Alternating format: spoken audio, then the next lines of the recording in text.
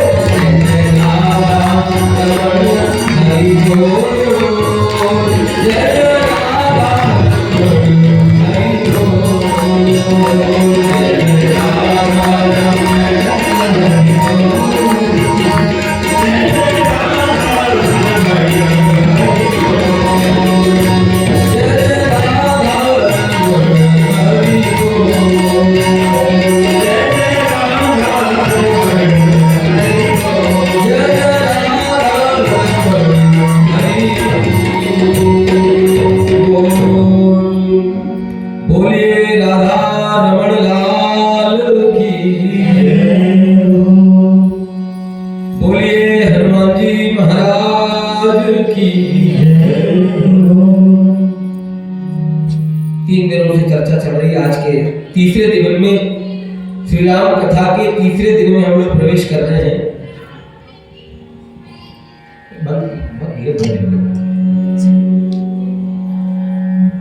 देखो, समय रहते भगवान का भजन कर ही लेना चाहिए, नाम का गुणगान जरूर कर लेना चाहिए। क्यों? कारण ये है, 2 दिनों से हम सुन रहे हैं, ये मन है ना, मन भगवान का भजन करने बिल्कुल नहीं देता, और मन ही गुलाम बनाया हुआ है। पल में अमेरिका, पल में ससुराल, पल में मायके, पल में दुकान, पल में खेत में, इतने जल्दी भगता है, दिमाग खराब है। कथा में भी बैठा रहता है शरीर और मन, अरे रे चाबी लगाना भूल गई, अरे रे गैस पे दूध रखा है, अरे रे क्या बताऊं, वो तो बड़े भारी छोड़ गया, भगवान ही जाने, इतना पंचायती है। पल में भगता है मन, और मन अपना नहीं है। हमको लगता है कि हमारा, पर मन अपना नहीं है। ना मन अपना है, ना तन अपना है, मन भी अपना नहीं है और तन भी अपना नहीं है। आप कहेंगे मन अपना कैसे नहीं है? तो विचार करके देखना, अगर मन अपना होता तो अपने नियंत्रण में होता, अपन जहां चाहते वहां लगा लेते, पर अपने नियंत्रण में मन नहीं है। और तन, बोले तन भी अपना नहीं है। अपना होता तो बूढ़े होने देते क्या, आंख में चश्मा लगने देते, ये बाल पकने देते? अपना कुछ नहीं है। अच्छा, संसार में कुछ भी अपना नहीं है। एक संत ने बड़ी प्यारी बात लिखे हैं, राम ही को मन, राम ही को तन, राम ही की सबरी चतुराई। ये मन भी भगवान का है, राम जी का है, तन भी राम जी का है, और जितना संसार में विलास वैभव दिख रहे हैं सब भगवान का है। राम ही को मन, राम ही को तन, राम ही की सबरी चतुराई। राम ही मारत, राम ही तारत, राम ही ठाकुर चोर सिपाही। इसलिए भूखे में राम, अघाने में राम, प्यासे में राम कहो मेरे भाई। और यह हरिदास कहे तुमसे, तुम राम कहो तुम्हें राम दुहाई। ये हरिदास कहे तुमसे, तुम राम कहो तुम्हें राम दुहाई। बोलिए राम महाराज की। एक चौपाई में पिछले 2 दिनों से प्रवचन हो रहा है राम कथा का। मैं चाहता हूं कि एक ही चौपाई पर 7 दिन बोलूं, और आप चौपाई जानते हैं, प्रसिद्ध चौपाई गोस्वामी जी लिखे हैं, भवसागर चढ़ पार, भवसागर चढ़ पार जो पावा,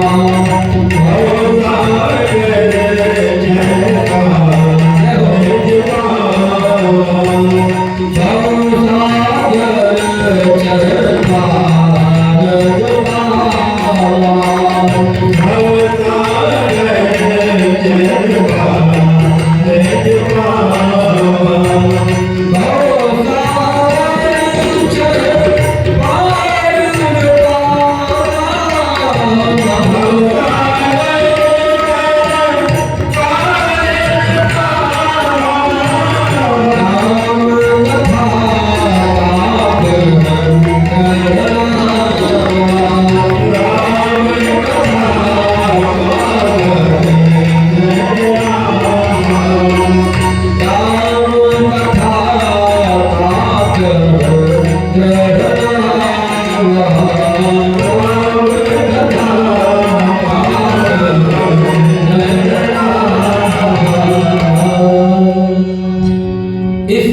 संसार से, भवसागर से अगर पार जाना चाहते हैं तो श्री गोस्वामी जी कहते हैं राम कथा ताकह दृढ़ नावा। संसार रूपी समुद्र से पार जाने के लिए जिस प्रकार सागर में, समुद्र में जहाज चलते हैं, जिस प्रकार नदियों में जहाज चलते हैं, इसी प्रकार संसार रूपी सागर से पार जाने के लिए कौन सी नाव है, कौन सा जहाज है? तुलसीदास जी कहते हैं राम कथा ताकह दृढ़ नावा। मेरे भाई बहन, श्री राम जी की कथा ही ऐसी नौका है जो संसार समुद्र से पार उतार सकती है। ये साधारण थोड़ी है। कल हम श्रवण कर रहे थे, श्री रामचरितमानस का निर्माण हुआ, भगवान शंकर ने अपने मन में रखा और श्री रामचरितमानस का बहुत प्रसिद्ध संवाद प्रारंभ हो रहा है। देखो, श्री रामचरितमानस में 5 वक्ता हैं। श्री राम कथा के 5 वक्ता माने गए। पहले वक्ता है भगवान शंकर, बहुत ध्यान से सुनिएगा। बोले हनुमान जी महाराज की। पहले वक्ता है भगवान शंकर, जो माँ भवानी पार्वती को श्री राम कथा सुना रहे हैं कैलाश के शिखर पर बैठकर। दूसरे वक्ता है श्री याज्ञवल्क्य महाराज जी, जो भरद्वाज मुनि को प्रयाग में बैठकर बट वृक्ष के नीचे राम कथा सुना रहे हैं। तीसरे वक्ता है श्री काकभूषण जी महाराज, जो नीलांचल पर्वत में बैठे हैं और पक्षियों में कौवा है और भगवान नारायण के वाहन गरुड़ जी को कथा सुना रहे हैं। 3 वक्ता हो गए।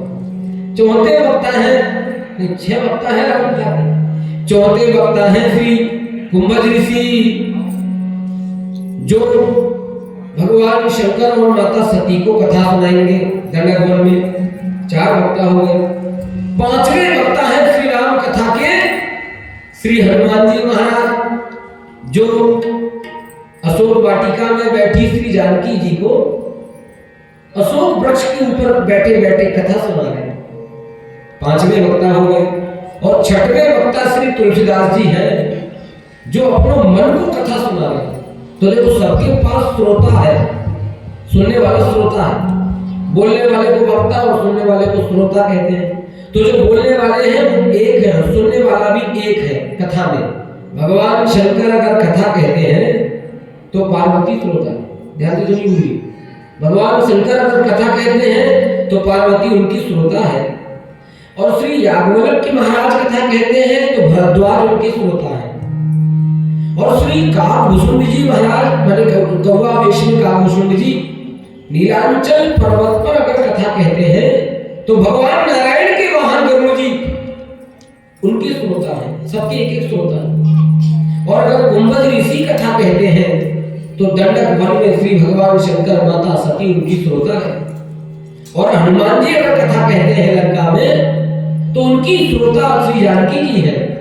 पर तुलसीदास जी जब कथा कहते हैं तो उनका श्रोता कोई नहीं है, एक भी नहीं। काशी के अस्सी घाट पर बैठकर तुलसीदास जी कथा कहते हैं। काशी के अस्सी घाट पर बैठकर जब गोस्वामी जी कथा कहने लगे तो उनका श्रोता कोई नहीं है। किसी ने पूछा, बाबा जी आपके कोई श्रोता नहीं है? बोले श्रोता है ना। तो कहाँ है? बोले श्रोता ऐसा है जो दिखाई नहीं देता, मतलब तुम्हारे श्रोता अदृश्य। बोले हाँ। तो फिर आपका श्रोता दिखाई नहीं देता तो है कौन? नाम बताएं। बाबा गोस्वामी तुलसीदास जी ने कहा कि मेरा मन ही मेरा श्रोता है, मेरा मन ही मेरी कथा का श्रोता है। क्योंकि विचार करना, आप सबसे ज्यादा आप कथा सुनते रहते हैं, सबसे ज्यादा बिगड़ा कौन है? तन है कि मन? क्या बिगड़ा दिक्कत? सबसे ज्यादा मन बिगड़ा कि तन बिगड़ा? तन तो बिगड़ जाए तो बात ही नहीं। सबसे ज्यादा संसार में बिगड़ा मन है। तो सुधारना किसको है? तन को कि मन को? मन को। तो मन को सुधारने के लिए ही कथा हो रही है। इस संत लोग गाते हैं, मन की तरंग मार लो बस हो गया भजन, और आदत बुरी सुधार लो बस हो गया भजन। अगर मान लो कथा सुन के कुछ व्यथा नहीं मिटी तो फिर भजन कैसे हुआ? मन को सुनाने के लिए ही सब कुछ खेल रचा जा रहा है। और श्री रामचरितमानस का बहुत महत्वपूर्ण संवाद। आज सीधे आपको प्रयाग ले चलते हैं। अच्छा हाँ, तो कहना जरा प्रयाग कौन कौन गए? प्रयागराज कौन कौन गए? रानी गई है और बस 2-3-4 ही लोग गए हैं। अरे दूसरे जी भी गए हैं, मतलब प्रयाग कुछ लोग गए हैं।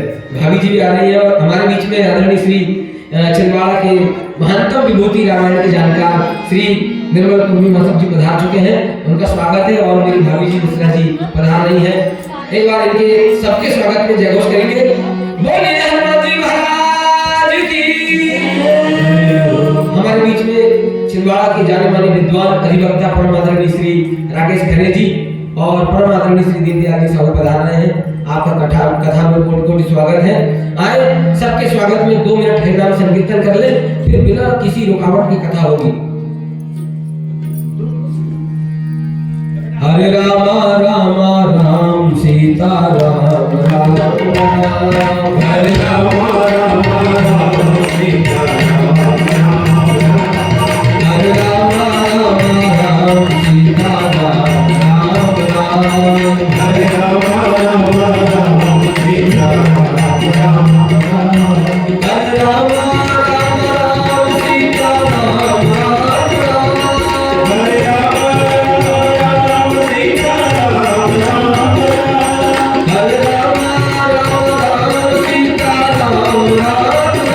राम। हरे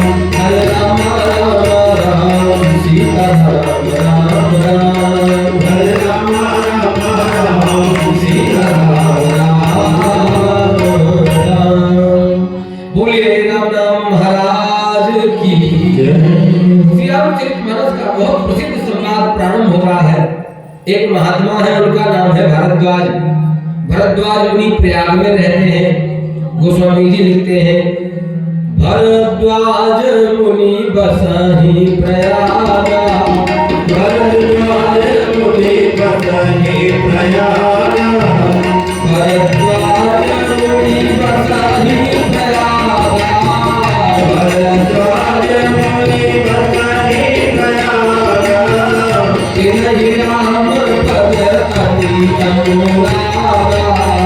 तिनहि राम पद अति अनुरागा। तापस समदम दया निधाना। तापस समदम दया निधाना। परमार्थ पथ परम सुजाना। परमार्थ पथ परम सुजाना।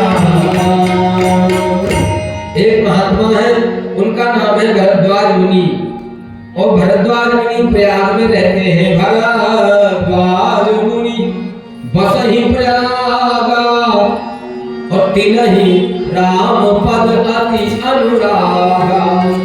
भगवान राम जी के चरण कमलों के अति अनुरागी हैं, तपस्वी हैं, महान ऋषि हैं।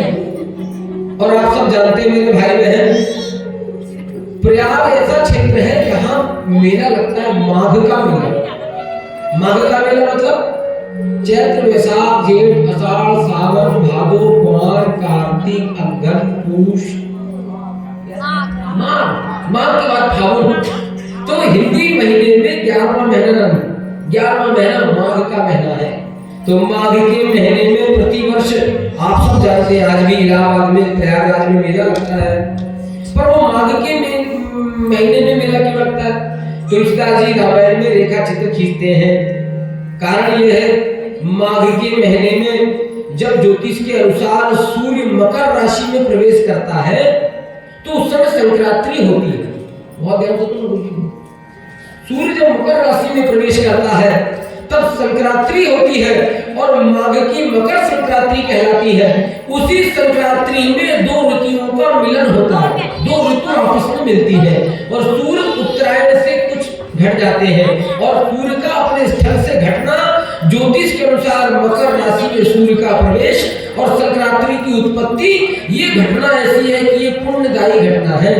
तुलसीदास जी कहते हैं माघ मकर गत रवि जब होई, माघ मकर गत रवि जब होई, माघ मकर गत रवि जब होई, माघ मकर गत रवि जब होई, तीरथपति आव सब कोई, तीरथपति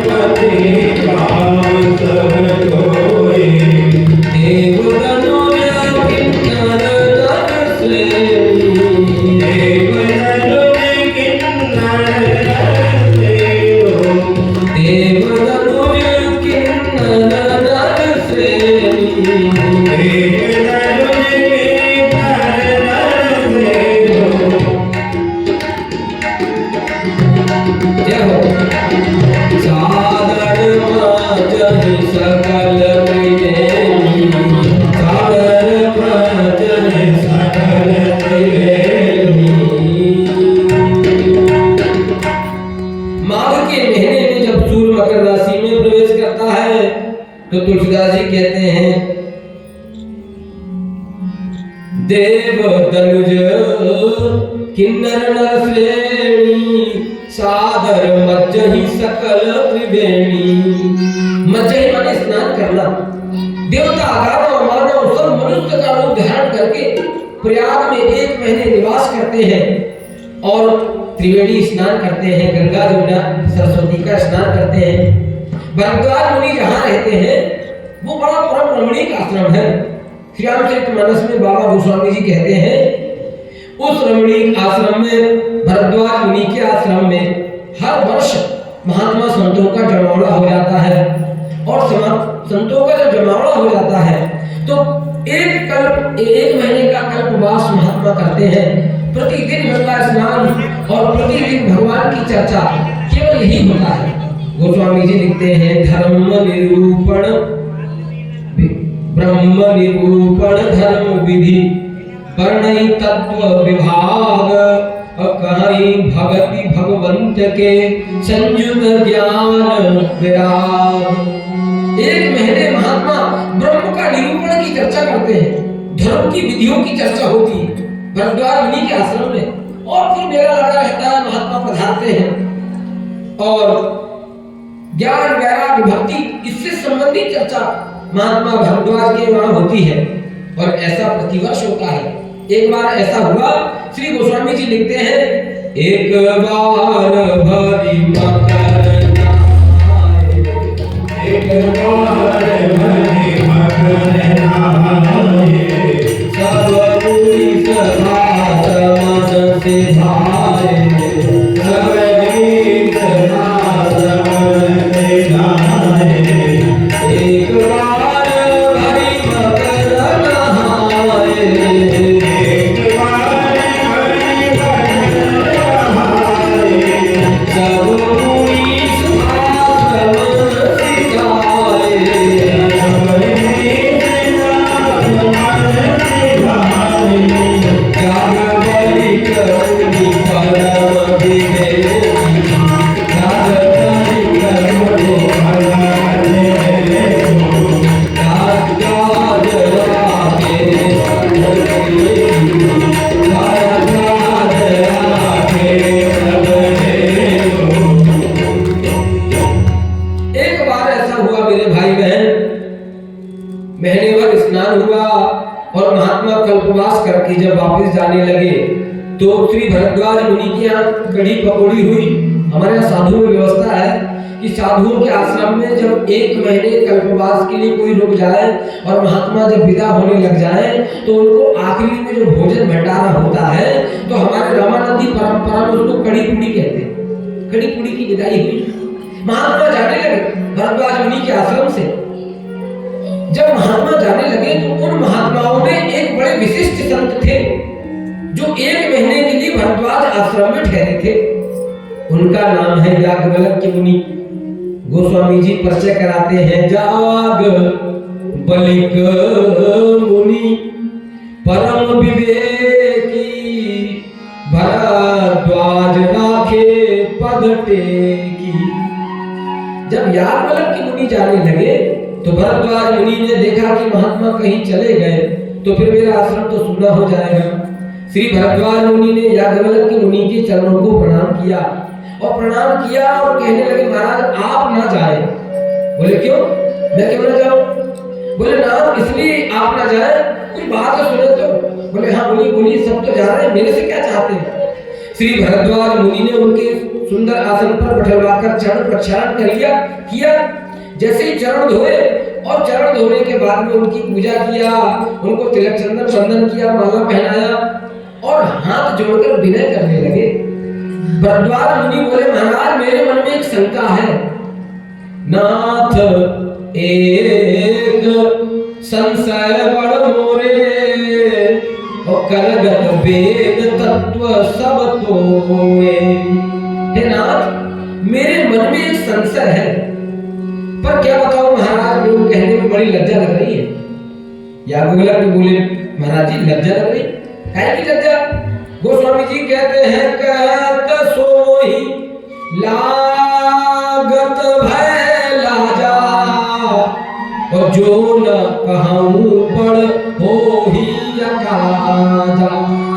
हे नाथ मुझे कहने में बड़ी लज्जा लग रही है और दूसरा भय भी लग रहा है।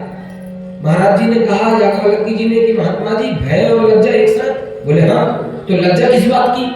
बोले महाराज जी क्या बताऊं, लज्जा इस बात की लग रही है कि मैं वाल्मीकि मुनि का शिष्य हूँ। भरद्वाज वाल्मीकि मुनि के शिष्य हैं और वाल्मीकि के यहाँ पर शिष्यत्व ग्रहण करके वाल्मीकि के यहाँ गुरु दीक्षा लेकर, वाल्मीकि के यहाँ शिक्षा दीक्षा लेकर भी मुझे ज्ञान प्राप्त नहीं हुआ।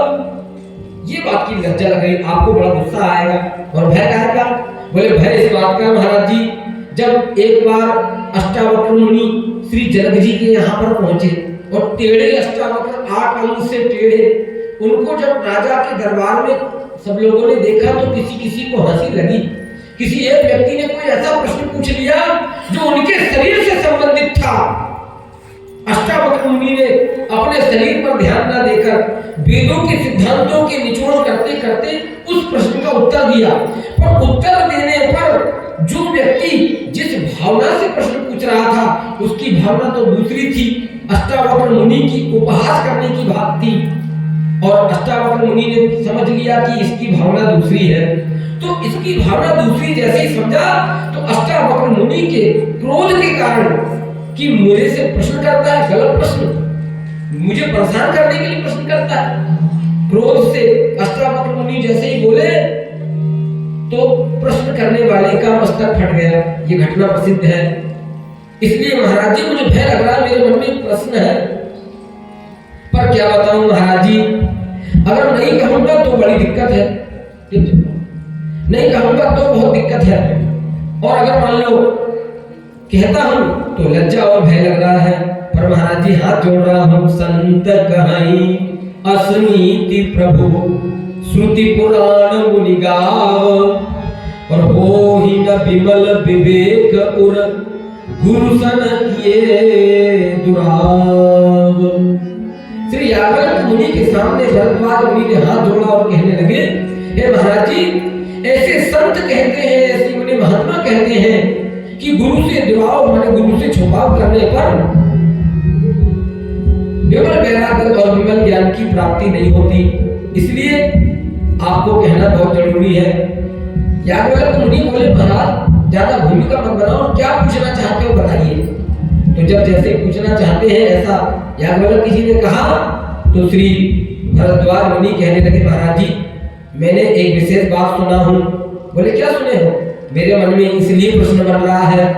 श्री भरद्वाज मुनि कहने लगे, राम नाम कर अमित प्रभाव, राम नाम कर अमित प्रभाव, राम नाम कर अमित प्रभाव, राम नाम कर अमित प्रभाव, संत पुराण उपनिषद गावा, संत पुराण उपनिषद गावा, संत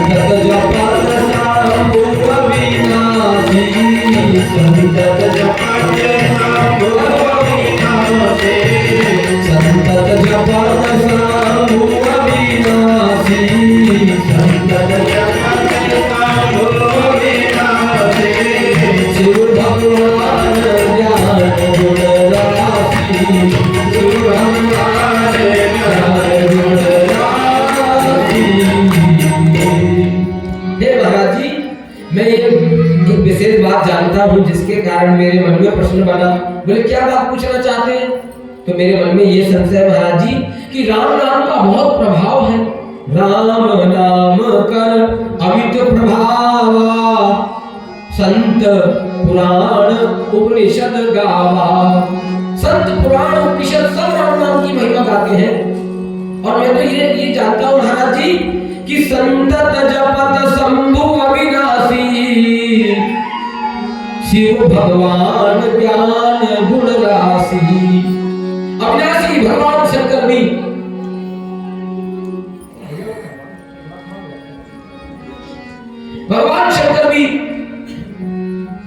संतत राम नाम की जपन करते हैं, सदा राम नाम का जपन करते हैं।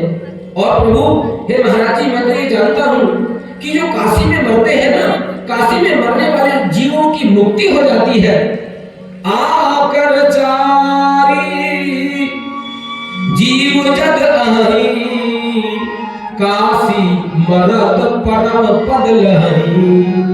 मेरे भाई बहन, कोई व्यक्ति अगर काशी में मर जाए, चाहे चींटी हो, हाथी हो, घोड़ा हो, कोई भी मर जाए, कैसे से भी अगर काशी में प्राण छूट जाए तो उसकी मुक्ति हो जाती है। हे महाराज जी, इस मुक्ति का कारण भी राम नाम है। क्यों? क्योंकि आकर चारी जीव जग आही, काशी मरत परम पद लहरी। सोपी राम महिमा मुनिराया, शिव उपदेश करत करिदाया। काशी में मरने वाले जीवों के कान में भगवान शंकर राम नाम बोल देते हैं।